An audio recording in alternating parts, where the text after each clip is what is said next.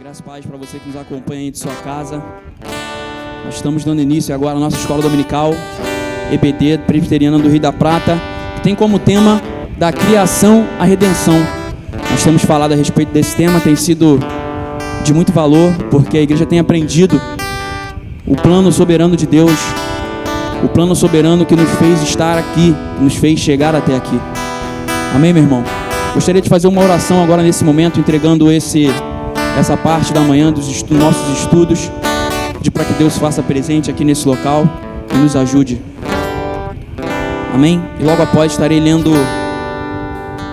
2 Coríntios capítulo 4, do verso 16 ao 18. Já pode ir abrindo aí, enquanto nós oramos, amém? Vamos orar ao Senhor. Amado Deus e Pai, Pai de amor e de bondade, queremos louvar e te engrandecer, Senhor, porque Tu és o nosso Deus. O Senhor se revelou a nós por Tua infinita graça e misericórdia. O Senhor se faz presente em nossas vidas, Senhor. O Senhor nos dá o fôlego de vida. O Senhor faz com que cada dia mais e mais a gente entenda que o viver para nós é Cristo. Que estando com o Senhor, nós temos a vitória. Nós fomos escolhidos, nós somos os Teus eleitos e recebemos, meu Pai amado, esse prazer em Te louvar, em Te engrandecer. E é para isso que nós estamos aqui nesta manhã, reunidos como igreja, Senhor. Uma igreja que louva, engrandece o Teu nome e reconhece que Tu és Senhor. Pai, em nome de Jesus, se faça presente nesse local. Tome o andamento de todo o trabalho, Pai, e cumpra aquilo que Tu queres em nossas vidas. Aqueles que estão em casa agora nos acompanhando, também pedimos que o Senhor os visite. Encha-os da Tua paz, da Tua presença e do Teu poder, Senhor. E ajude-os a se concentrar, meu Pai amado, no culto. Ajude-os a se concentrar, meu Pai amado, na aula, porque reconhecemos que existe uma dificuldade maior quando estamos em nosso lar, olhando para um aparelho móvel, uma televisão, que seja. Se conosco, meu Pai amado, através do Teu Espírito Santo, nos faz arder e queimar, para compreender e meditar na Tua palavra, Senhor Jesus. Amém e amém, Senhor. Meus irmãos, abram suas Bíblias no livro de 2 Coríntios, a carta de Paulo aos Coríntios, 2 Coríntios 4, do versículo 16 ao 18. Amém? Vamos ler 2 Coríntios 4, do 16 ao 18. Paulo diz assim: por isso, não desanimamos. Pelo contrário, mesmo que o nosso ser exterior se desgaste, o nosso ser interior se renova dia a dia. Porque a nossa leve e momentânea tribulação produz para nós um eterno peso de glória, acima de toda comparação, na medida em que não olhamos para as coisas que se veem, mas para as que não se veem. Porque as coisas que se veem são temporais, mas as que não se veem são eternas. Amém? Paulo, em sua carta, em suas cartas enviadas à igreja de Corinto, ele se mostra sempre muito amante da igreja, muito próximo da igreja, né? E ele, quando agora aqui na segunda carta, ele vai falar a respeito daquilo que Jesus Cristo fez por nós. Ele vem no primeiro capítulo aqui, né, dando uma saudação que era de costume, né? E interessante que nessa saudação, ele, por ser próximo da igreja, por amar muito a igreja de Corinto, ele decide desabafar um pouco com a igreja.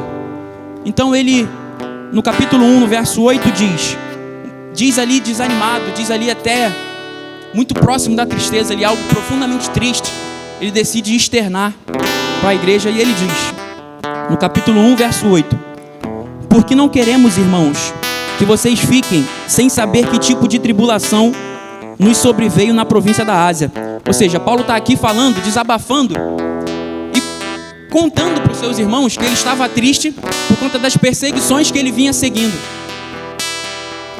Então ele fala: foi algo acima das nossas forças, a ponto de perdermos a esperança até da própria vida. Então Paulo está aqui, antes de enviar essa carta para Coríntios, essa segunda carta para Coríntios, está aqui desabafando e dizendo que está profundamente desanimado por conta das circunstâncias dele. E é interessante que ele não para por aí. Ele fala no verso 9 do capítulo 1: de fato, tivemos em nós mesmo a sentença de morte, para que não confiássemos em nós mesmos, e sim no Deus que ressuscita os mortos. Então Paulo aqui, após ele desabafar, após ele contar para a igreja que tinha sido perseguido ali, quando ele pregou em Éfeso, onde tinha como Deus a deusa Diana, né?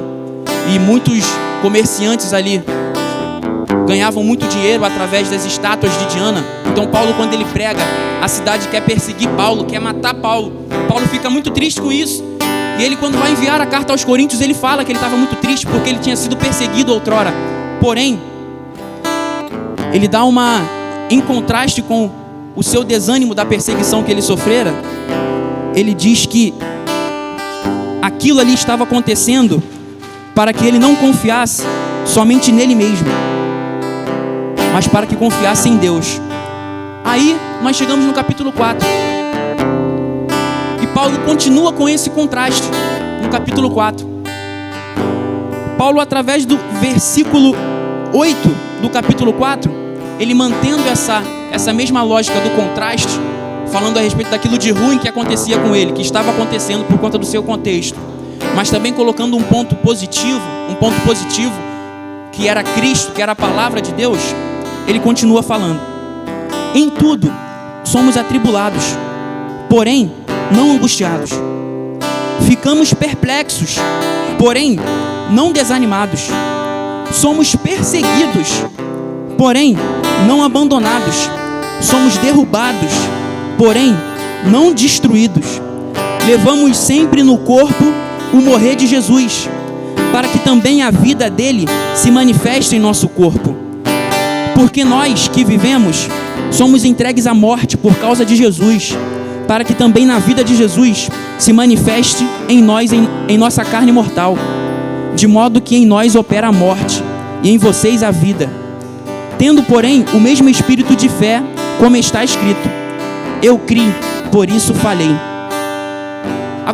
Agora nós vamos entrar no verso 16 ao 18, que foi o que eu li. Agora, após essa guisa de introdução, para a gente entender o contexto que Paulo estava vivendo, um contexto conturbado, um contexto de perseguição, um contexto de desânimo, até mesmo de depressão, um contexto de morte, Paulo, ele decide nos dar um outro contraste agora positivo, um contraste que era muito normal de Paulo, né? Paulo costumava dar um pouco da doutrina, e depois que ele dava a doutrina daquilo que ele queria expor, ele dava a aplicação. Então Paulo, após aqui do verso 16 ao 18, o título aqui da minha Bíblia está escrito Viver pela Fé. E Paulo então ele começa a falar a respeito disso. E através de contraste novamente a gente consegue aprender umas coisas muito interessantes aqui, de acordo com o nosso contexto. Paulo fala então no verso 16, que foi o que nós lemos: por isso, não desanimamos. Pelo contrário, mesmo que o nosso exterior se desgaste, o nosso ser interior se renova dia a dia. Paulo está falando algo muito interessante aqui, à vista daquilo que ele tinha sofrido. Porque ele estava sendo perseguido, a igreja vivia num momento muito difícil, e ele dá uma palavra de ânimo para a igreja. Ele dá uma palavra de ânimo que serve para toda e qualquer pessoa. Por quê? Porque ele usa um contraste aqui que não tem como nenhum de nós fugir, que é o contraste da maioridade, que é o contraste do desgaste corporal, que é o contraste do desgaste em servir ao Senhor, em labutar, em fazer aquilo que é a vontade de Deus, com o desgaste até mesmo do nosso próprio corpo, da nossa própria saúde. Ele fala, mesmo que nós nos deterioremos, mesmo que o nosso corpo se desgaste, o nosso exterior se desgaste, o nosso interior se renova de dia em dia. O nosso interior se renova de dia em dia. Por que ele está falando isso aqui? Porque Paulo ele vinha ensinando os coríntios a respeito daquilo que a palavra de Deus fala do cristão. Que o morrer para ele é Cristo. que o viver para ele é Cristo, melhor dizendo, e o morrer para ele, para Paulo, naquela determinada circunstância, era lucro. Porque se no fundo, os dias dele acabassem, ele iria com Cristo reinar. Conscientemente a sua alma ia para com Cristo. Então Paulo, ele nos dá uma palavra aqui de ânimo, irmão. No verso 17 ele diz: porque a nossa leve e momentânea tribulação produz para nós um eterno peso de glória, acima de toda comparação. É fato que quando nós nos deparamos com os medos contemporâneos, é fato que no fundo, o medo maior do ser humano, o medo maior daquele que vive, não que entende que é um escolhido, mas daquele que é aquele cristão, que ele diz que é cristão porque ele acredita em Deus pura e simplesmente, mas não porque ele segue a Cristo. O medo maior é ir para o inferno. O medo maior do ser humano, o medo verdadeiro mesmo, o suprassumo do medo, é ir para o inferno, é tomar o cálice da ira de Deus. Porém nós, irmão, assim como Paulo diz, podemos ter uma momentânea tribulação, mas essa momentânea tribulação produzirá para nós um eterno peso de glória, acima de toda comparação. Então não existe comparação com o sofrimento que nós temos nessa terra, porque a nossa vitória é estar com Cristo. Então, qual é a tribulação que nós iremos comparar com estar com Cristo? Não tem como. Então Paulo aqui, ele fala que vivendo ali, sentindo que ia morrer por conta da perseguição, ele fala, eu estou sentindo aqui que eu vou morrer, mas não importa, não tem peso de tribulação para quem vai estar com Cristo, para quem vai reinar com Cristo, para quem vai subir, para quem é um escolhido de Cristo, pela sua graça, por sua misericórdia. Então Paulo encerra aqui no verso 18 dizendo: na medida em que não olhamos para as coisas que se veem, mas para que não se veem, porque as coisas que se veem são temporais, mas as que não se veem são eternas. Amém, irmão? Paulo diz aqui que nós não nos desanimemos, porque a nossa tribulação produzirá para nós um peso incomparável de glória, porque a nossa glória é subir com Cristo, porque o viver para nós é Cristo e o morrer para nós é lucro. Eu costumo dizer, quando eu estou aqui falando a respeito dessas questões, algo muito forte, que é o seguinte: tudo isso que eu falei aqui agora, nós não vamos conseguir fazer. Você que está nos ouvindo de casa também, se atente a isso. Tudo isso que eu falei aqui, do começo até agora, nós não conseguimos fazer, nós não conseguimos ter essa confiança total, nós não conseguimos nos apegarmos nessa palavra assim, porque nós simplesmente ouvimos falar. Mas nós só vamos conseguir viver essa fortaleza mesmo em momentos difíceis se estivermos em Cristo, meu irmão. Quando nós estamos em Cristo, nós recebemos a paz que excede, que transcende, que ultrapassa, que é superlativa a todo e qualquer entendimento humano. Então, mesmo que estejamos passando por um momento extremamente conturbado, como estamos passando, esse momento produzirá para nós eterno peso de glória, se estivermos em Cristo, se meditarmos em Cristo, se nos apegarmos em Cristo, se falarmos para Ele: Pai, eu não consigo, mas o Senhor consegue, e eu estou em Ti, e eu estou em Ti. Por isso eu Te louvo, por isso eu Te engrandeço, por isso eu canto louvores ao Senhor. Vamos nos colocar de pé mais uma vez, para continuarmos louvando ao nosso Deus, exaltando a esse Deus que é soberano e que nos ouve.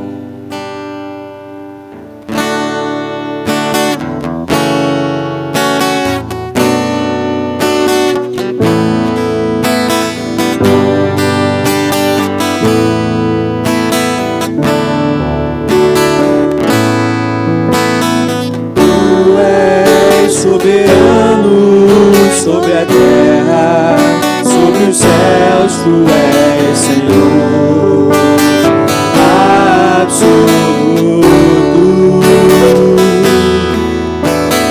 Tudo que existe acontece, Tu sabes muito bem. Tu és soberano. Tu és soberano sobre a terra, Sobre os céus tu és Senhor. absoluto. Tudo que existe acontece, tu sabes muito bem. Tu és tremendo.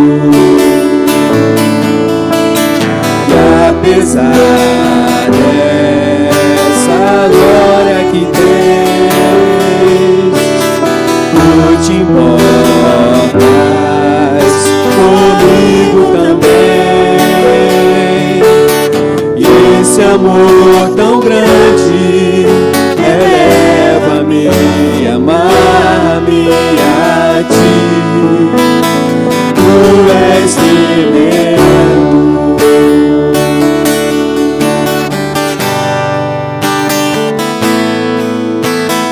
Tu és soberano sobre a terra, sobre os céus, tu és Senhor absoluto. Tudo que existe acontece, tu sabes muito bem.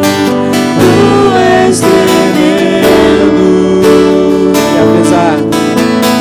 E apesar dessa glória que tens, tu te importas comigo também. Esse amor tão grande eleva-me, amar-me a ti. Tu és tremendo.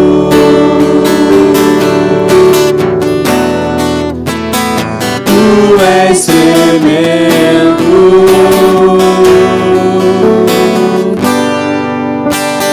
Tu és tremendo.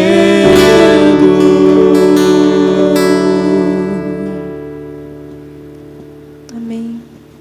E que o fluir das águas do Senhor venha sobre nós nessa manhã.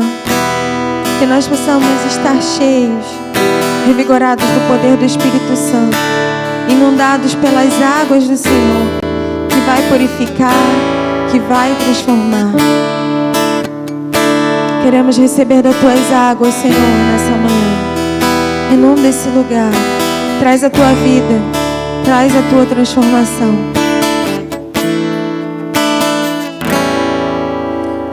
Existe um rio, Senhor, que flui do teu grande amor. Águas que correm do trono, águas que curam, que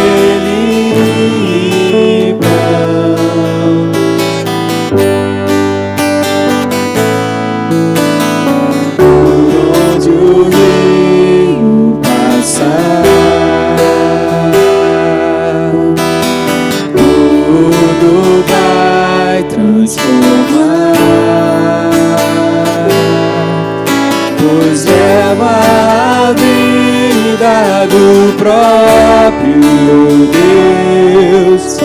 Esse rio está nesse lugar.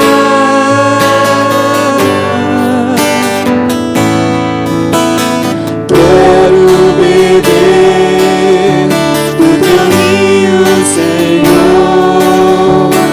Sacia minha sede, lava o meu interior. Eu quero fluir em tuas águas. Eu quero beber da tua fonte, fonte de águas vivas. Tu és a fonte, Senhor.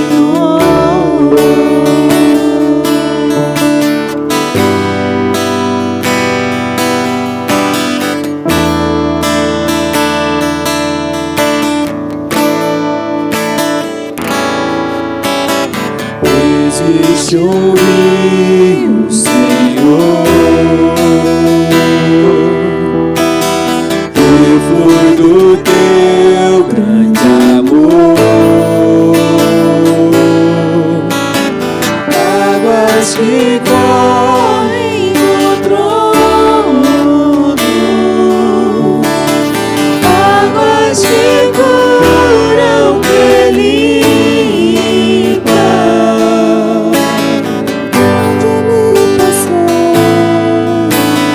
Por onde o rio passar, tudo vai transformar, pois leva a vida do próprio Deus. Esse rio está nesse lugar.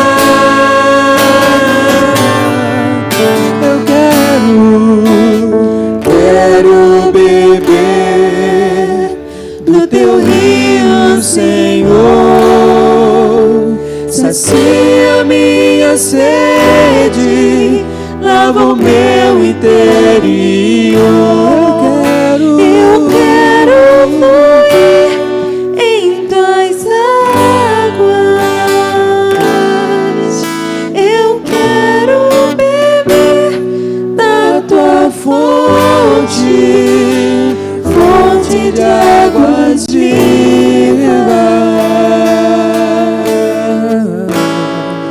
Tu és a fonte, Senhor.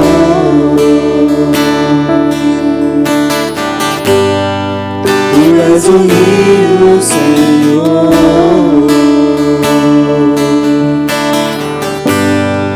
Tu és a fonte, Senhor. Recebemos só de ti. Tu és o rio, Senhor. O rio poderoso. Tu és a fonte, Senhor. Senhor Jesus, nessa manhã nós queremos beber direto da fonte, onde tem a água limpa, onde tem a água pura, onde nós não precisamos nos preocupar com o que tem na água, porque ela não nos contamina, mas ela nos purifica, ela nos transforma. Senhor Deus, eu te peço que essa água venha sobre nós nessa manhã e venha consertar as intenções do nosso coração, venha consertar as nossas mentes, as nossas emoções. Que essa água nessa manhã venha nos purificar dos nossos pensamentos impuros. Que essa água venha nos quebrantar diante de Ti. Ó Senhor Deus, nos quebrante. Ó Espírito Santo, venha sobre as nossas vidas. Coloca as coisas no lugar. Coloca as coisas no lugar, Senhor Deus, aquilo que tem nos separado de Ti. Sentimentos, Senhor Deus, errados, pensamentos errados, motivações erradas, Senhor Deus, que não condizem com a Tua presença, que não condizem com a Tua palavra. Senhor Deus, venha nos limpar nessa manhã. Venha falar conosco aquilo que nós precisamos confessar diante de Ti. Mostra-nos, Deus, as nossas intenções erradas. Venha, Espírito Santo, conversar conosco. Senhor Deus, sabe por quê? Porque nós queremos fluir. Nós queremos sentir de Ti. Essas intenções, esses sentimentos vêm com a incrível carência que há dentro de nós. Porque nós queremos algo. E o algo é o Senhor. Então, Senhor Deus, venha esclarecer as nossas mentes. Que nós possamos entender, Senhor Deus, que o que nós precisamos é de Ti. Que todas as nossas vontades, elas são baseadas no querer a Ti. Essa é a verdadeira intenção do nosso ser, porque o Teu Espírito palpita no nosso coração esse desejo. E às vezes nós procuramos no lugar errado. Venha, Senhor Deus, nessa manhã nos preencher. Venha, Senhor Deus, nessa manhã falar aos nossos corações. E, Senhor Deus, que nós possamos, porque que esses sentimentos sejam substituídos pelo teu amor. Que esses sentimentos venham ser substituídos por uma mente com as coisas lá do alto. E, Senhor Deus, assim não terá motivação errada. Venha, Senhor Deus, nessa manhã purificar o nosso coração. Venha nos encher. Nós precisamos sair daqui vivificados, com as mentes transformadas, renovados, motivados pelo teu amor. Obrigada, Jesus. Nós clamamos e nós pedimos isso em nome de Jesus. Amém. Os irmãos podem se assentar.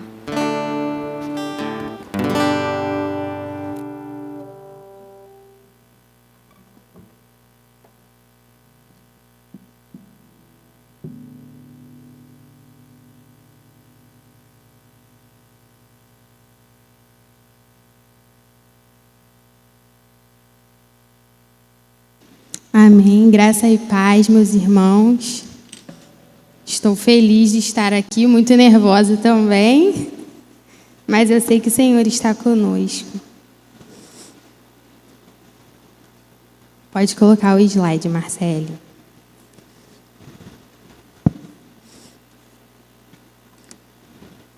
Bom, hoje a gente vai falar um pouquinho sobre o período de Juízes.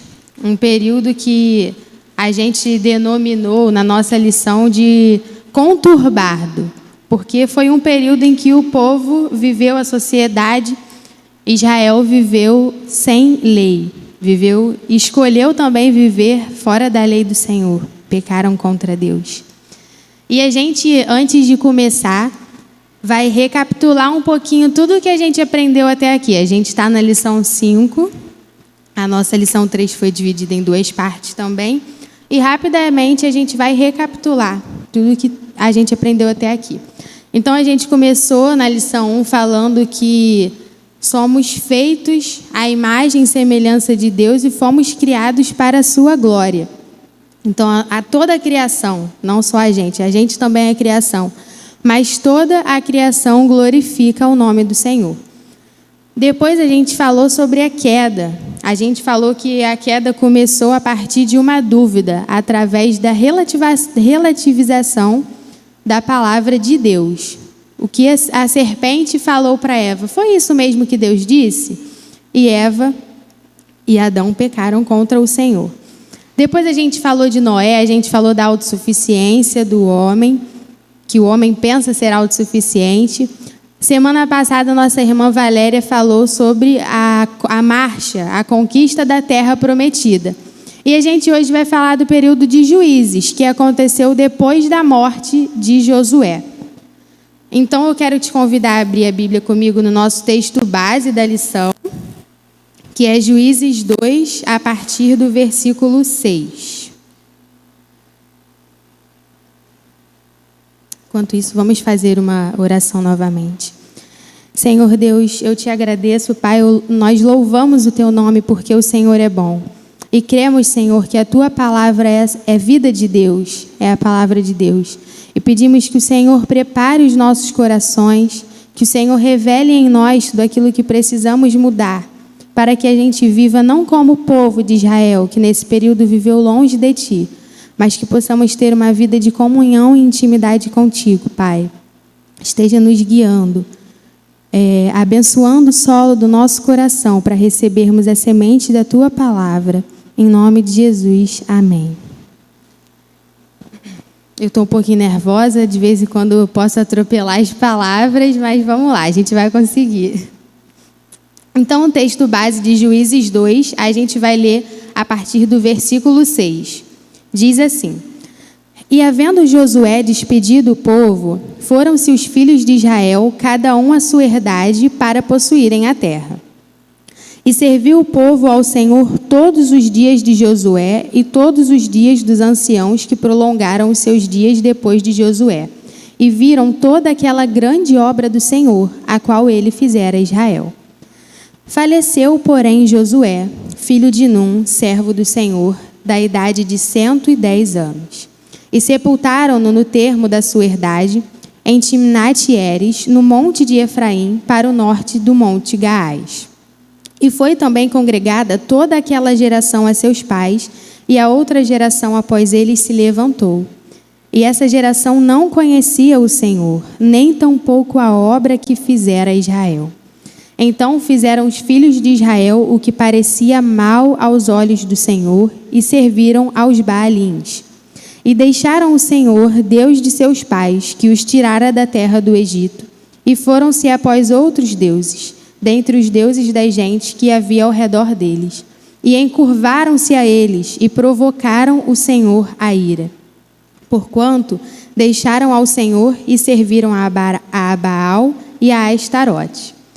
Pelo que a ira do Senhor se acendeu contra Israel, e os deu na mão dos roubadores, e os roubaram. E os entregou na mão dos seus inimigos ao redor, e não puderam mais estar em pé diante dos seus inimigos. Por onde quer que saíam, a mão do Senhor era contra eles para o mal. Como o Senhor tinha dito, e como o Senhor lhe tinha jurado, e então em grande aperto. E levantou o Senhor juízes, que os livraram da mão dos que o roubaram. Porém, tampouco ouviram aos juízes. Antes, se prostituíram após outros deuses e encurvaram-se a eles. Depressa se desviaram do caminho por onde andaram seus pais, ouvindo os mandamentos do Senhor, mas eles não fizeram assim. E quando o Senhor lhes levantava juízes, o Senhor era com o juiz e os livrava da mão dos seus inimigos todos os dias daquele juiz. Porquanto o Senhor se arrependia pelo seu gemido, por causa dos que os apertavam e oprimiam. Porém, sucedia que, falecendo o juiz, tornavam e se corrompiam mais do que seus pais, andando após outros deuses, servindo-os e encurvando-se a eles. Nada deixavam das suas obras, nem do seu duro caminho. Pelo que a ira do Senhor se acendeu contra Israel, e disse: porquanto este povo transpassou o meu concerto que tinha ordenado a seus pais, e não deu ouvidos à minha voz. Tampouco desapossarei mais de diante deles a nenhuma das nações que Josué deixou morrendo, para por elas provar a Israel se hão de guardar o caminho do Senhor, como seus pais o guardaram, para por ele andarem ou não. Assim, o Senhor deixou ficar aquelas nações e não as desterrou logo, nem se entregou na mão de Josué.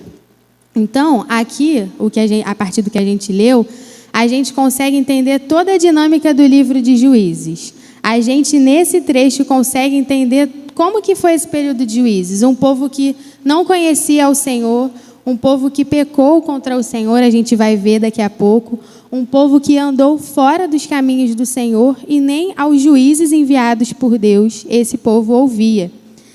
E no capítulo 2 ainda, dos versículos 1 ao 2, que a gente não leu, mas eu vou ler agora, para a gente entender uma coisa muito importante, o motivo da crise que o povo de Israel passou. E diz assim, o capítulo 2, versículo 1. E subiu o anjo do Senhor de Gilgal a Boquim e disse: do Egito vos fiz subir, e vos trouxe a terra que a vossos pais tinha jurado, e disse: nunca invalidarei o meu concerto convosco. Mas quanto a vós, não fareis concerto com os moradores desta terra. Antes derrubareis os seus altares. Mas vós não obedecestes à minha voz. Por que fizestes isso? Isso é o que o Senhor estava falando a Israel. Deus perguntou a Israel: eu fiz um concerto com vocês, mas vocês não me obedeceram. Por que vocês fizeram isso? E aí a gente vai perguntar, que concerto era esse? O que o Senhor tinha falado para Israel e o que Israel não tinha feito? Pode passar, Marcele, por favor. E a gente vai ver que lá na época de Moisés, quando o Senhor estava prometendo, Israel estava caminhando para a terra prometida, a nossa irmã Valéria falou sobre isso semana passada, o Senhor deu uma ordem muito clara a Moisés e ao povo, né? E está nesse slide, não sei se todos vão conseguir ver, mas para quem quiser acompanhar mais de pertinho na Bíblia, se encontra em Êxodo 34, do 10 ao 16. A gente vai ler para entender aqui o que a Bíblia diz, o que o Senhor ordenou para Israel. Êxodo 34, 10 ao 16 diz assim: então disse o Senhor: eis que eu faço uma aliança Farei diante de todo o teu povo maravilhas que nunca foram feitas em toda a terra, nem em nação alguma, de maneira que todo este povo, em cujo meio tu estás, veja a obra do Senhor, porque coisa terrível é o que faço contigo. Pode passar o slide, por favor? Guarda o que eu te ordeno hoje. Eis que eu lançarei fora diante de ti os amorreus, os cananeus e os heteus, e os perizeus, e os heveus e os jebuseus. Agora vamos nos atentar para essa parte. Guarda-te de fazeres aliança com os moradores da terra onde hás de entrar, para que não seja por laço no meio de ti. Mas os seus altares derrubareis, e as suas estátuas quebrareis, e os seus bosques cortareis. Pode passar. Porque não te inclinarás diante de outro Deus, pois o nome do Senhor é zeloso, é um Deus zeloso, para que não faças aliança com os moradores da terra, e quando eles se prostituírem após os seus deuses, os sacrificarem aos seus deuses, tu, como convidado deles, comas também dos seus sacrifícios. E tomes mulheres das suas filhas para os seus filhos e suas filhas, prostituindo-se com os seus deuses. Façam que também teus filhos se prostituam com os seus deuses. Então, a gente pode ver aqui que o Senhor deu uma ordem clara. Olha, Israel, você vai entrar nessa terra prometida, só que você precisa derrubar os altares dos deuses daquele povo e você não pode fazer aliança com esse povo. Por quê? Porque senão daqui a pouco você vai dar em casamento suas filhas, eles vão dar em casamento também, vai haver casamento, você vai estar seguindo adiante do Deus dele, após os deuses dele, e eles vão ser por laço a você. Foi isso que o Senhor falou para Israel. Mas será que Israel cumpriu isso? Será que Israel obedeceu isso? Se a gente for lá no capítulo 1 de Juízes, versículo 19, a gente vai ler o seguinte: E foi o Senhor com Judá e despovoou as montanhas. Porém, Judá não expeliu os moradores do vale, porquanto tinham carros de fogo. A tribo de Judá, que era conhecida como a tribo mais forte, o símbolo da tribo leão, já começou, foi a primeira tribo a pelejar contra os cananeus e já começou desobedecendo a ordem do Senhor. Judá não expeliu os moradores do vale. E aí, versículo 21. Porém, os filhos de Benjamim também não expeliram os jebuseus que habitavam em Jerusalém. Antes, os jebuseus habitaram com os filhos de Benjamim em Jerusalém até o dia de hoje. Versículo 27. Nem Manassés expeliu os habitantes de Bet-Seã, nem dos lugares da sua jurisdição, nem a Taanac com os lugares da sua jurisdição, nem aos moradores de Dor com os lugares da sua jurisdição, nem os moradores de Ibleão com os lugares da sua jurisdição, nem os moradores de Megido com os lugares da sua jurisdição. E quiseram os cananeus habitar na mesma terra. 28. E sucedeu que quando Israel cobrou mais forças, fez dos cananeus tributários, porém não os expeliu de todo. 29. Tampouco expeliu Efraim os cananeus que habitavam em Gezer. Antes, os cananeus habitavam no meio deles. 30. Tampouco expeliu Zebulon, outra tribo, os moradores de Quitron, nem aos moradores de Naalol. Porém, os cananeus habitavam no meio dele e foram tributários. 31. Mais uma tribo.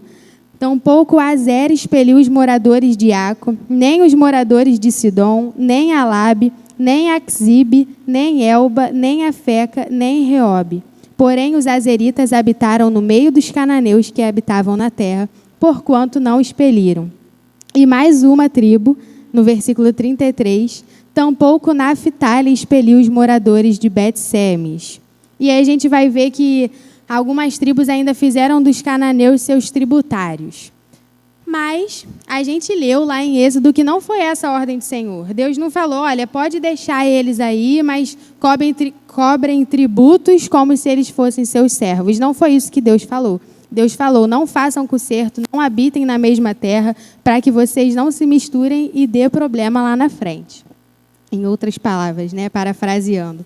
E a gente vai ver, então, que essa é a dinâmica do livro de Juízes. Josué morreu, o povo perguntou, e agora, o que a gente faz? Deus falou, Judá, vai lá, peleja você, vai primeiro contra os cananeus. E depois as tribos foram conquistando aquilo que já tinha sido distribuído por Josué, mas não conquistaram completamente, podemos dizer assim, porque não expulsaram o povo inimigo. E aí foi inaugurado, nesse período, um período de crise. Pode passar, por favor, Marcele. Um período de altos e baixos. E os altos e baixos são sinais de um povo em crise. E a gente pôde entender agora que a raiz da crise de Israel tinha um nome. E esse nome é pecado. E que pecado é esse? É o pecado da desobediência. Israel desobedeceu diretamente à ordem do Senhor. Pode passar de novo. E aí tem 2 versículos do livro de Juízes, que são versículos que toda vez que se fala de Juízes tem que falar. Se a gente quer resumir o período de Juízes com um versículo, na verdade esses 2 falam a mesma coisa praticamente, é isso. Juízes 21, 25. Naqueles dias não havia rei em Israel, porém cada um fazia o que parecia reto aos seus olhos. Juízes 17, 6. Naqueles dias não havia rei em Israel, cada um fazia o que parecia bom aos seus olhos. A gente já sabe aí, a partir da nossa própria vida e a partir da Bíblia, que toda vez que alguém decide fazer o que é bom aos seus próprios olhos, as consequências são terríveis. E a gente também já viu isso aqui com Adão e Eva, que decidiram fazer aquilo que era bom aos seus próprios olhos. O Senhor, então, depois da morte de Josué, estabeleceu juízes. O que eram esses juízes? Como a gente leu aí, não eram reis. Israel não tinha um rei. Mas eram libertadores. Eram pessoas que o Senhor enviava para Israel para que libertasse o povo, vencesse as guerras e conquistassem coisas em nome do Senhor. E também a gente leu no capítulo 2 que o Senhor era com esses juízes, só que Israel nem ouvia os juízes, mesmo o Senhor tendo dado esses juízes para eles. Antes, na verdade, o que eles faziam? Eles, quando estavam com o juiz vivo, seguiam aos juízes, ok, vamos lá guerrear, mas o juiz morria e Israel logo se desviava. E a gente pode chamar isso de ciclo vicioso de Israel. Pode passar, Marcele. Aí a gente tem um ciclo vicioso, para a gente entender melhor. A dinâmica de juízes está definida aí nesse ciclo vicioso. O que acontecia então?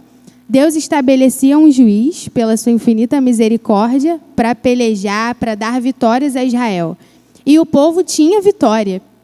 E aí o que acontecia depois? O juiz morria. Depois que o juiz morria, o povo se desviava. Depois que o povo se desviava, eles despertavam a ira do Senhor. Deus se irava contra Israel. Aí, com a ira de Deus, o povo chorava, o povo clamava. O Senhor ouvia esse clamor, estabelecia um juiz, o povo tinha vitória, o juiz morria, o povo se desviava, e isso acontece ao longo de todo o período de juízes. Então, a gente vê de forma muito clara que a crise desse período foi um período marcado por altos e baixos. O povo tinha vitória, o juiz morria, o povo se desviava. Clamava, Deus atendia, o povo tinha vitória, o juiz morria, o povo se desviava. Como se fosse uma montanha russa. O povo estava em cima com o Senhor, com o juiz morria, o povo ia para baixo. Esse período de altos e baixos fez com que Israel vivesse uma crise. Pode passar, Marcele. Uma crise que a gente colocou motivo, pecado, desobediência, e a consequência foi essa inconstância que Israel viveu.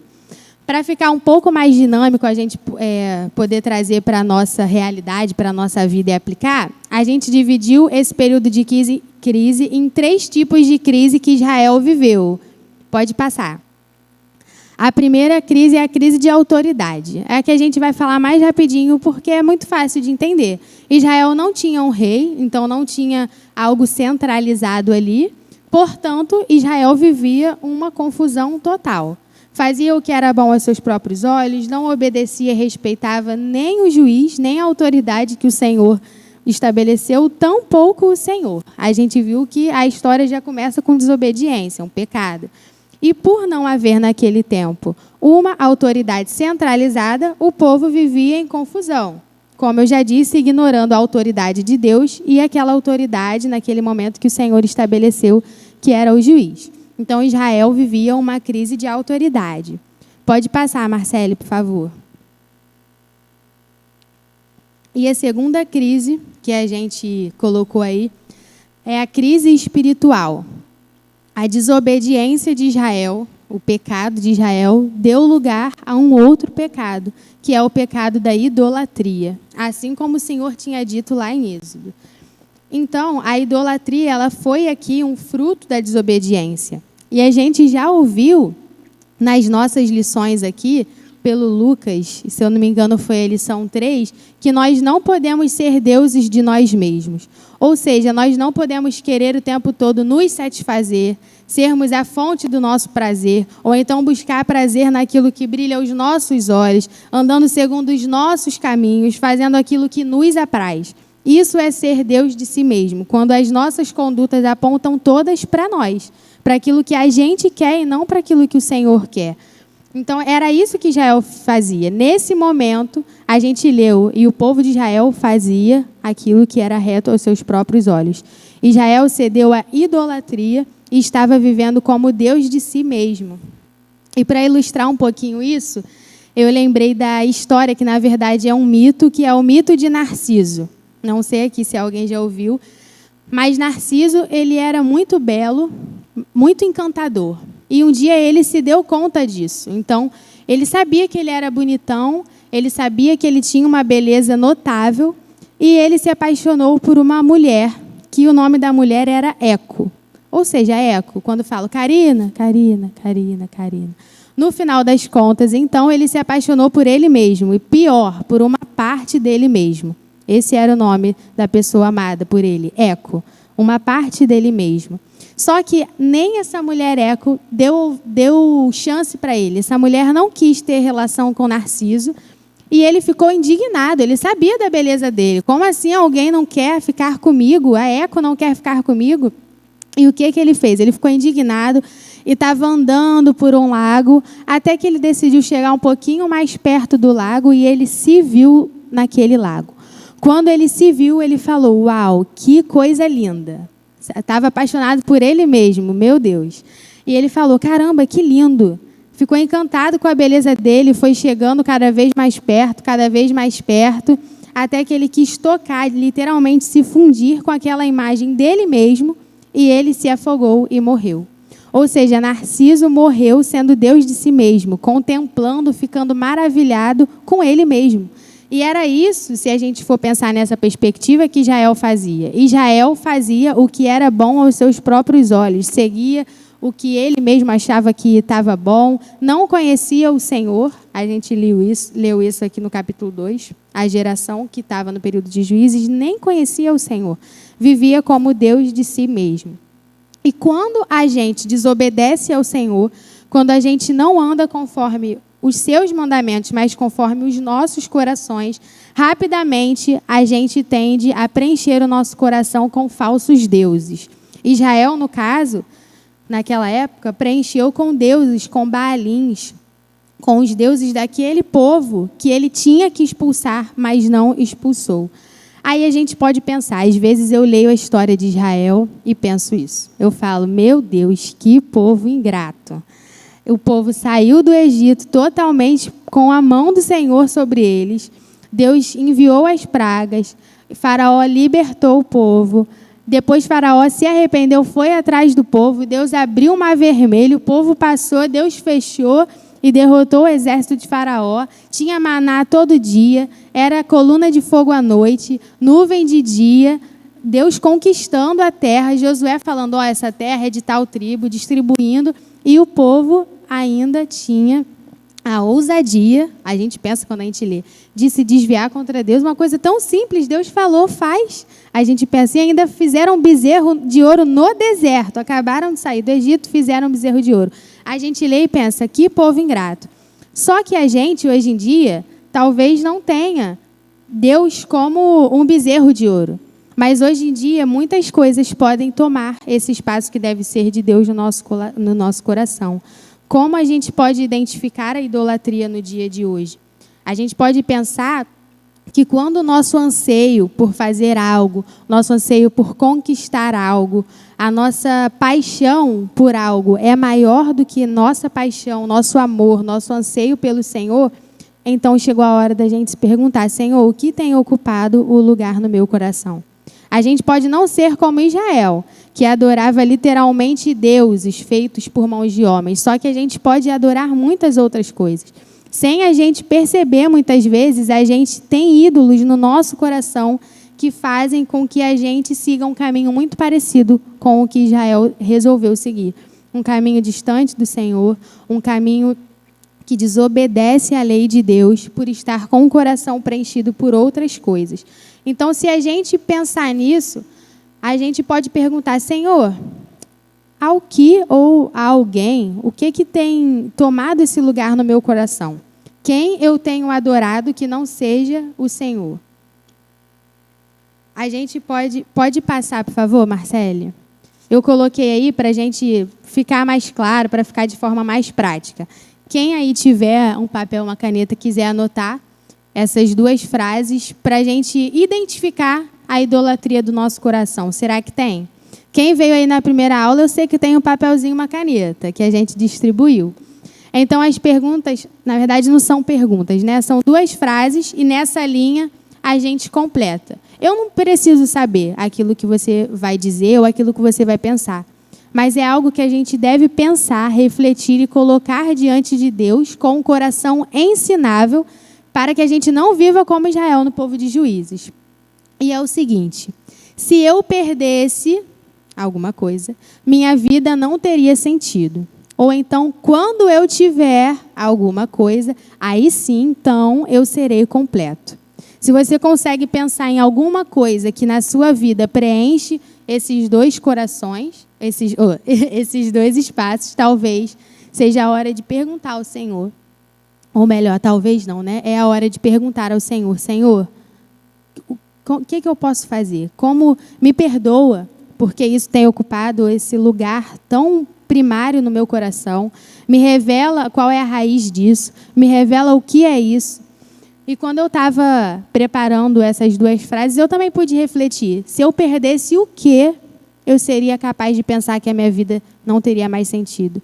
Ou então, o que será que eu almejo tanto a ponto de pensar: caramba, não, quando eu tiver isso, aí sim eu vou ser feliz. Quando eu tiver isso, aí sim eu vou ser completo. Meu irmão, na verdade, não existe nada que a gente possa conquistar para ser completo, que Jesus já não tenha conquistado na cruz por nós. Então, se a gente consegue pensar em alguma coisa que vai nos fazer completo no futuro, significa que essa coisa está roubando um espaço no nosso coração que não deve ser roubado, porque o Senhor Jesus já conquistou tudo por nós. E aí pode passar, Marcele. A gente então viu que Israel cometeu o pecado da desobediência e isso deu lugar a um outro pecado, porque um pecado vai puxando um outro. Uma vida longe do Senhor é uma vida de desordem total. E eles cometeram o pecado também da idolatria. Por quê? Porque desobedeceram a ordem do Senhor lá no início. Não façam aliança com esse povo, porque vocês vão se perder. Israel fez aliança e se perdeu. Então, a gente viu aqui que nós também precisamos identificar a idolatria que há no nosso coração, o que a gente tem almejado. E depois disso, depois que a gente identifica, o que a gente faz? Depois que a gente identifica, a gente deve se arrepender e mudar. Só que a verdadeira mudança na vida do cristão, como o Lucas até falou aqui, a gente não consegue pela nossa própria força. Então, essa mudança, ela tem que vir de dentro e da palavra de Deus, só na força do Senhor.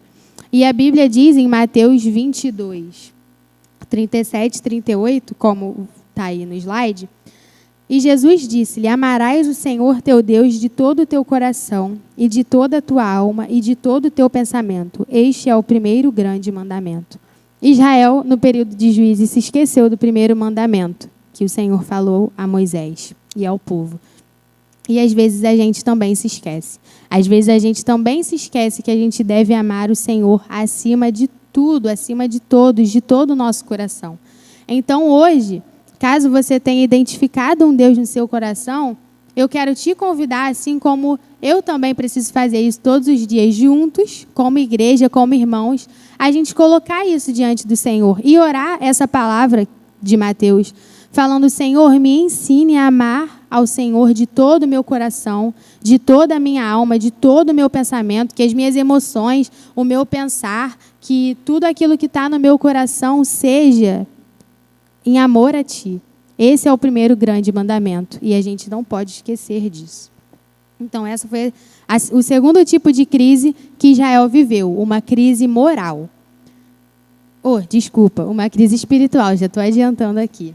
Então, a próxima crise que a gente vai falar é a crise moral. Pode passar, Marcele. A crise moral, ela é fruto de uma desordem. E a desordem é fruto da idolatria, que a gente já viu, que gera confusão e que gera apostasia. O que é apostasia? É a renúncia e o abandono da fé. A gente viu também, lá na lição que o pastor deu, que foi assim que a serpente começou a seduzir Eva. Ela falou, foi assim mesmo que Deus disse? Foi assim que Deus disse, não comereis do fruto dessa árvore?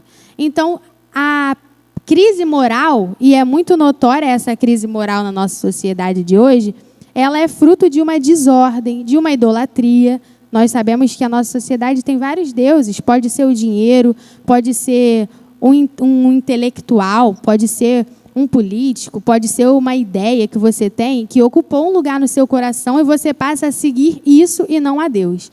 E isso é fruto, isso gera desordem, como fruto de idolatria, confusão. E quantas pessoas a gente vê renunciando e abandonando a fé? Por quê?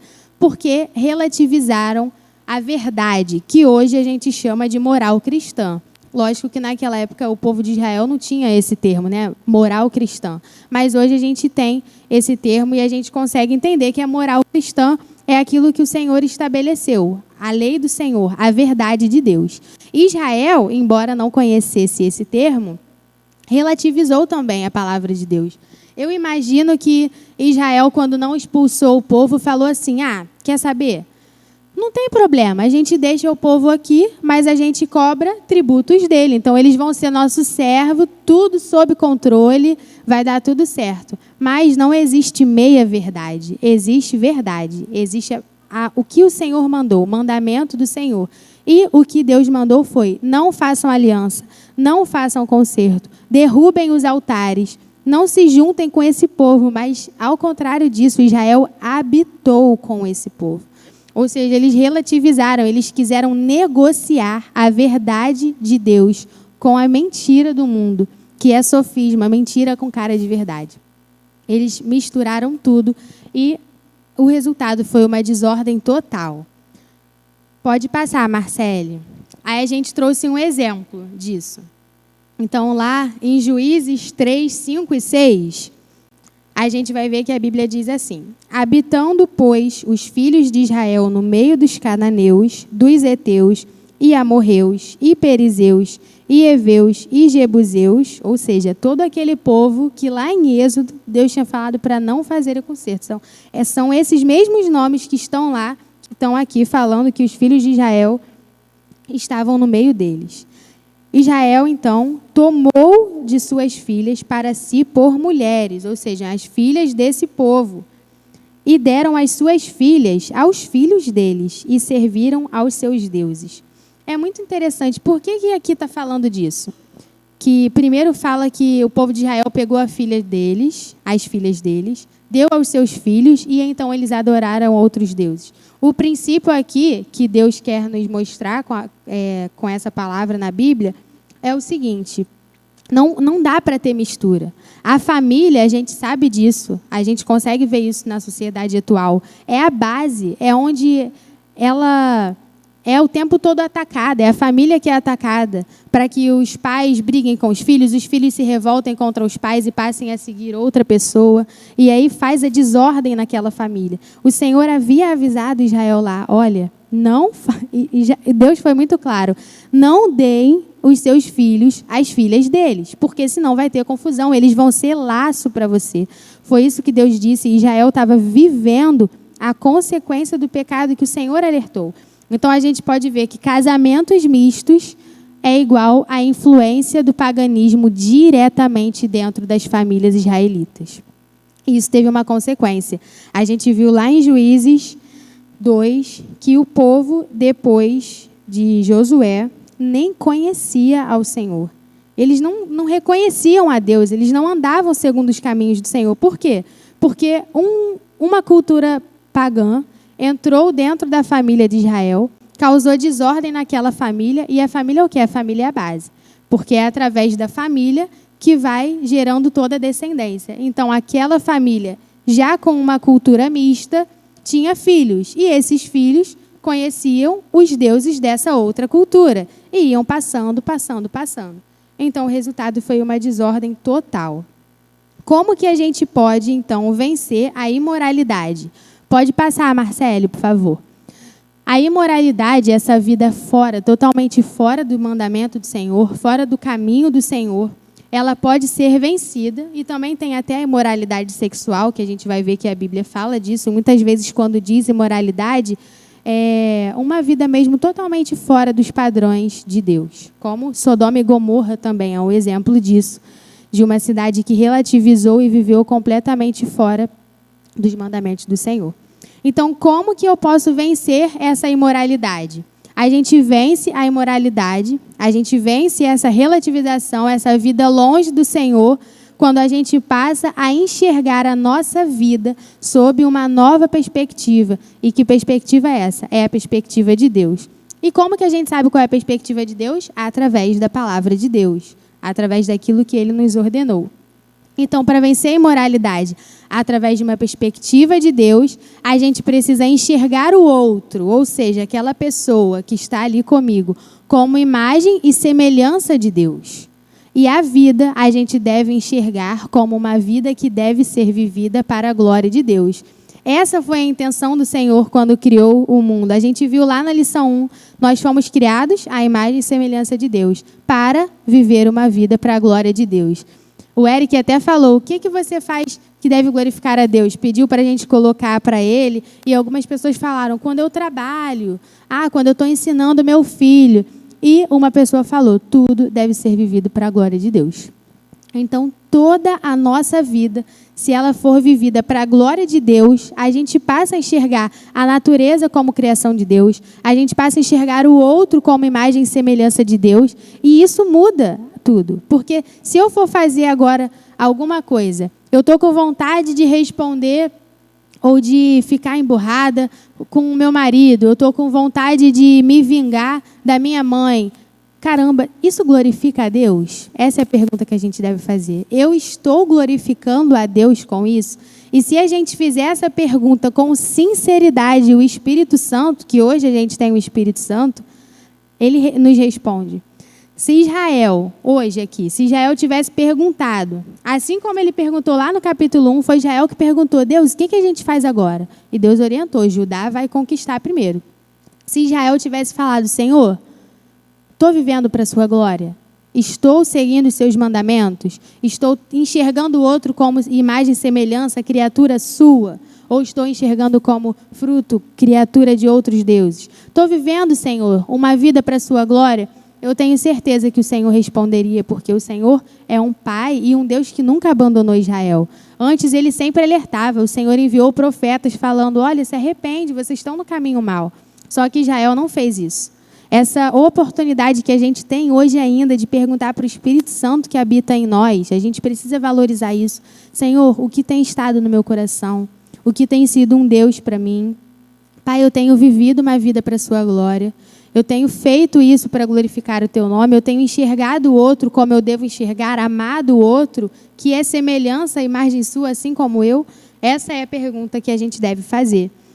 Em Colossenses 3,17, está aí embaixo no slide, diz, tudo o que fizerem, seja em palavra ou em ação, façam-no em nome do Senhor Jesus, dando por meio dele graças a Deus Pai.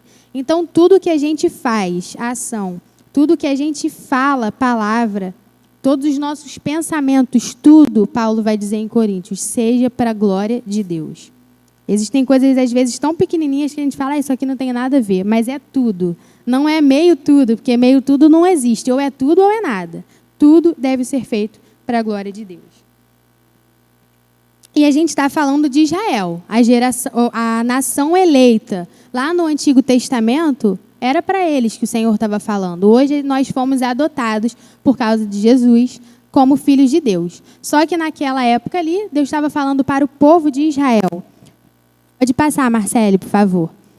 Um povo que foi separado e, por ser separado, devia viver uma vida de forma separada.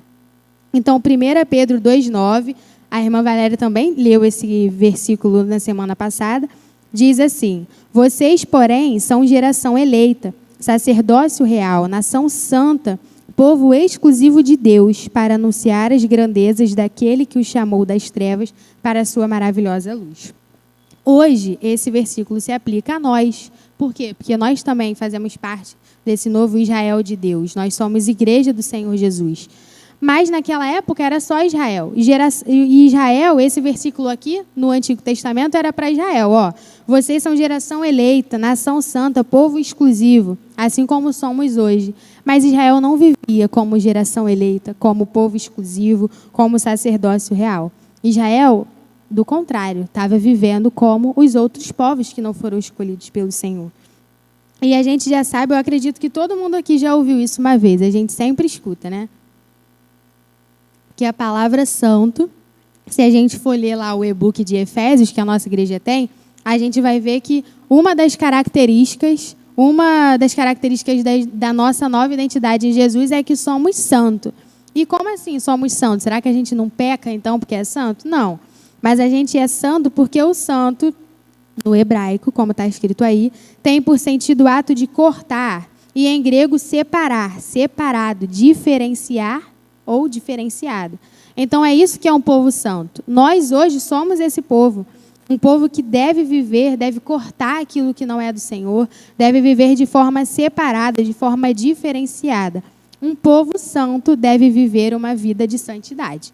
É isso que a gente entende quando a gente lê em 1 Pedro, que a gente é nação santa, geração eleita. A gente lê lá em Colossenses, em Coríntios, que a gente deve fazer tudo para a glória de Deus. Ou seja, qual a conclusão que a gente chega? Um povo santo deve viver uma vida de santidade. Isso não pode ser negociado. Como eu falei, meia verdade não é verdade. Tudo não é meio tudo, ou é nada, ou é verdade ou não é. Ou eu sigo a palavra de Deus, ou eu não sigo. A gente vê na Bíblia também que o Senhor não nos incentiva a viver uma vida morna. Ele fala, ou você é quente, ou você é frio. E pode passar, Marcele, por favor.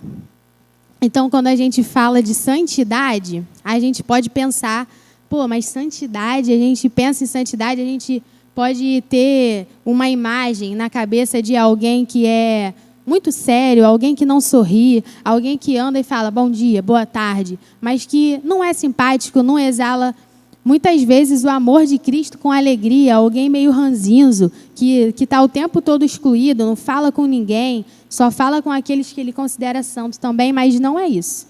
A gente vai ler agora o trecho de um livro. O nome do livro é Santificar-se Completamente para Deus. O nome da autora é meio difícil, né? Nancy Leigh DeMoss, acho que é isso. E ela fala que santidade e felicidade podem sim caminhar lado a lado. Então, a gente vai ver isso aqui agora. Vamos ler, você pode acompanhar no slide. E o trecho do livro fala assim: por mais que possa parecer surpreendente, santidade e felicidade caminham lado a lado. Tanto no Antigo Testamento como no Novo Testamento, encontramos uma descrição maravilhosa do Senhor Jesus que faz essa conexão. Pode ser que a imagem que fazemos de alguém com um profundo apreço pela santidade e ódio pelo pecado seja de um indivíduo desanimado, extremamente rígido e cerimonioso. Aquele indivíduo cheio de não me toque, né, como a gente diz. Entretanto, isso está completamente errado. O resultado da vida santa de Cristo era um fluir abundante de felicidade, maior que o de qualquer outra pessoa. Isso era real na vida de Jesus. E assim também será com todos aqueles que, como um mestre, amam a justiça e odeiam o mal. Ou seja, a gente muitas vezes pensa que santidade é isso, é viver de forma cerimoniosa. Mas a gente pode ver com o povo de Israel que na verdade era completamente oposto. Quando eles resolveram desobedecer a ordem do Senhor e viver uma vida contrária aos seus mandamentos, eles choravam, eles gemiam, porque a ira do Senhor vinha sobre ele. Não era uma vida feliz. Era uma vida que muitas vezes para eles podiam parecer feliz. Eles estavam ali misturados, não precisavam selecionar com quem andava, não precisavam selecionar com quem casava, mas a consequência daquilo, a médio e a longo prazo, foi desastrosa para Israel. Então, uma vida de santidade é sim uma vida de felicidade.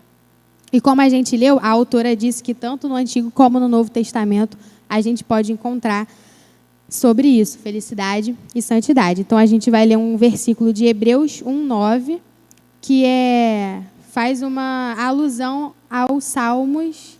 Eu esqueci agora o nome dos Salmos. Só que Hebreus 1:9 é a reprodução de um salmo. Marcele, pode passar, por favor. Diz assim, como você pode ler. Amas a justiça e odeias a iniquidade.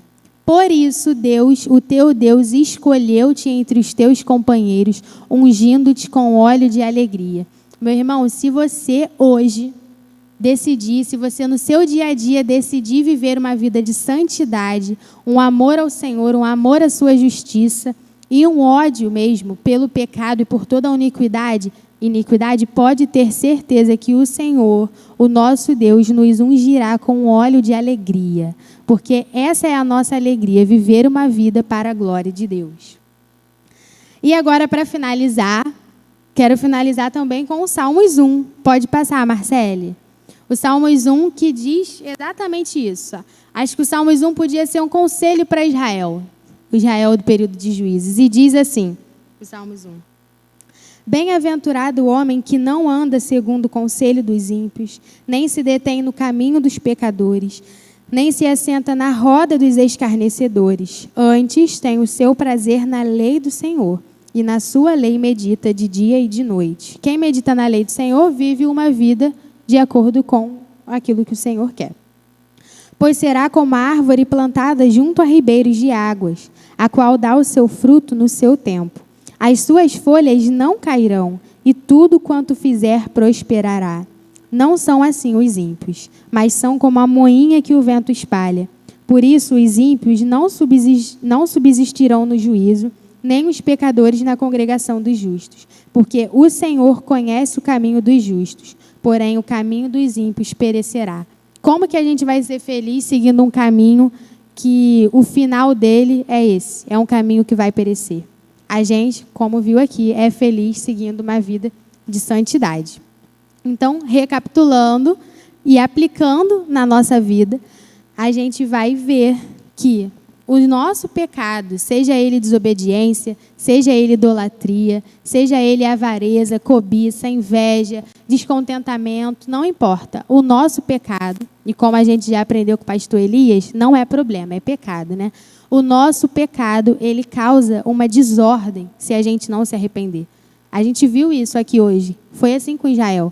Quando a gente escolhe, quando a gente quer deliberadamente, intencionalmente viver uma vida longe do Senhor, totalmente contrária àquilo que ele falou, quando a gente negocia os nossos valores, quando a gente se dá em casamento, talvez não literalmente, mas com amizades, com pessoas que não nos ensinam aquilo que o Senhor fala, quando a gente mistura a nossa cultura, às vezes é ouvindo músicas que a gente não deve, às vezes é vendo aquilo que a gente não deve, ouvindo aquilo que a gente não deve, a gente já está se misturando. E a consequência disso, a gente já viu aqui hoje. É uma vida de desordem, apostasia, confusão, com lágrimas, com choro, uma vida que no final, Deus já falou, o ímpio ele vai perecer.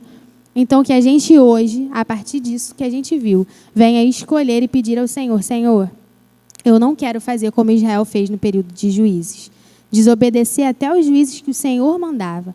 Antes eu quero seguir uma vida que glorifique ao Senhor, seguir uma vida que vá totalmente de encontro aos princípios de Deus e uma vida que segue os mandamentos de Deus. Essa deve ser a nossa lição de hoje aqui, na nossa aplicação pessoal, e que essa verdade entre no nosso coração. Então, eu quero te convidar hoje a fazer uma oração agora comigo, colocando tudo isso diante do Senhor e pedindo que Ele venha retirar de nós toda a idolatria e tudo aquilo que faz com que a gente siga qualquer coisa menos Ele. Senhor, eu te louvo e eu te agradeço, juntamente com a tua igreja, por essa lição. Pai, eu te agradeço porque essa lição é a tua palavra, é aquilo que o Senhor tem para nos ensinar. E como um bom pai, o Senhor chama a atenção do seu povo.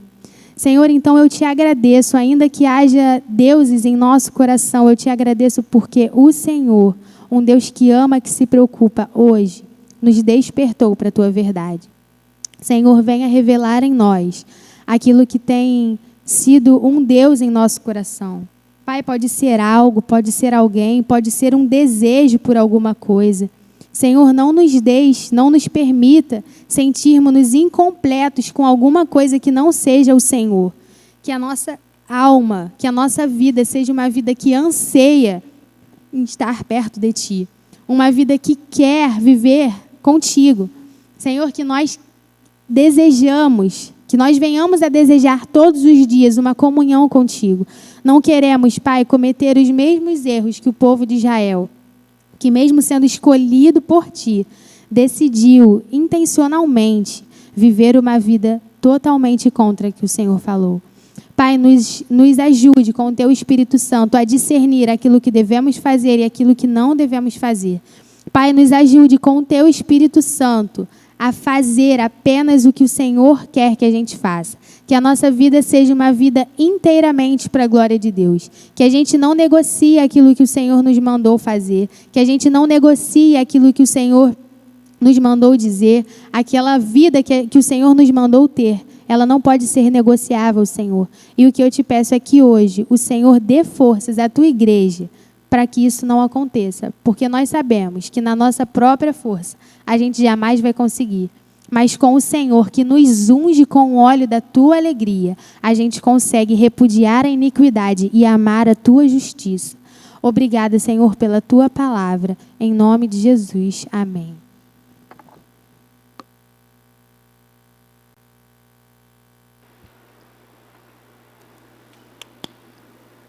Amém.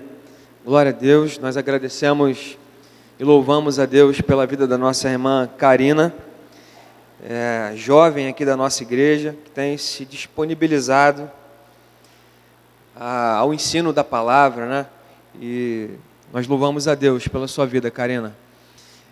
A gente, não sei se você já percebeu, mas o caminho das nossas lições, nós começamos lá em Gênesis 1 e nós terminaremos em Apocalipse. É um estudo bem panorâmico, porque para a gente falar em 14 estudos, né, de toda a história da Bíblia, não tem como a gente, né, aprofundar. A gente falou agora, a Karina falou de um período longo, de aproximadamente 300 anos, se não me engano, em que Israel viveu sobre esse período dos juízes, né?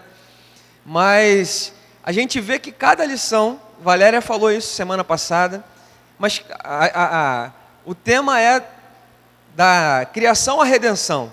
E a gente vê em cada lição, a gente viu aqui numa imagem que a Karina colocou aqui, a criação, queda e redenção. Deus vai lá e abençoa o povo para viver uma realidade nova de vida, né? uma vida de bênção, vivendo diante dele. Israel cai no pecado e Deus vai lá e restaura Israel de novo. E a gente vê esse ciclo acontecendo, né? E a gente viu aqui que os juízes foram pessoas chamadas para serem libertadores, né? Instrumentos de Deus. Mas Deus enviou o libertador, Jesus Cristo, né? E diz lá em 1 João, capítulo 3, versículo 8, que foi para isso que o Filho de Deus se manifestou, para destruir as obras do diabo.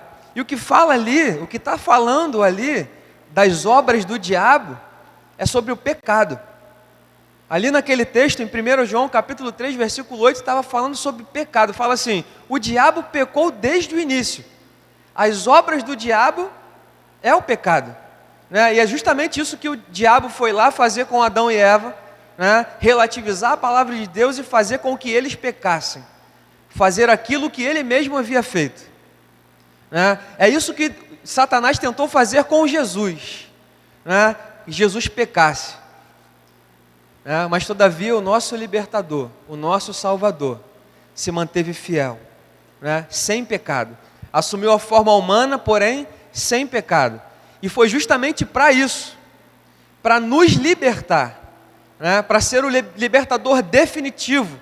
Hoje eu e você, aqueles que entregaram a vida a Cristo, não são mais escravos do pecado, ainda que na nossa caminhada a gente derrape às vezes, um acidente de percurso, mas Ele é o nosso libertador, né? E Ele nos faz viver em novidade de vida. Foi para isso que Ele nos chamou, para dia a dia, né? Tem um cântico que nós cantamos aqui na igreja que diz assim: mais santo, mais santo, mais santo, mais santo.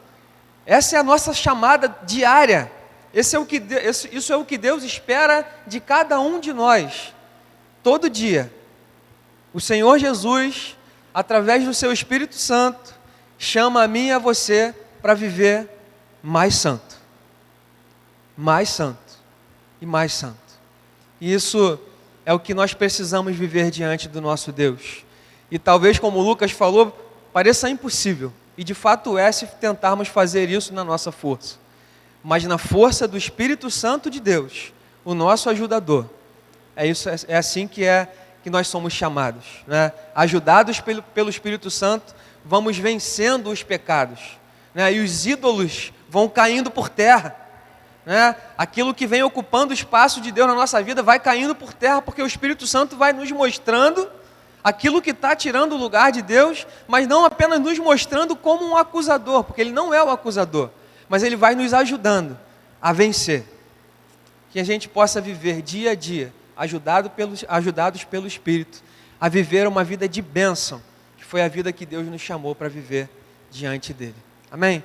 Vamos orar mais uma vez e logo após nós estaremos louvando a Deus. Enquanto estivermos louvando a Deus, a nossa BD estará encerrada. Só um lembrete, que o Lucas está me lembrando aqui, eu já ia esquecendo. Deixa eu pegar aqui. Nós distribuímos esse caderninho aqui nas primeiras aulas.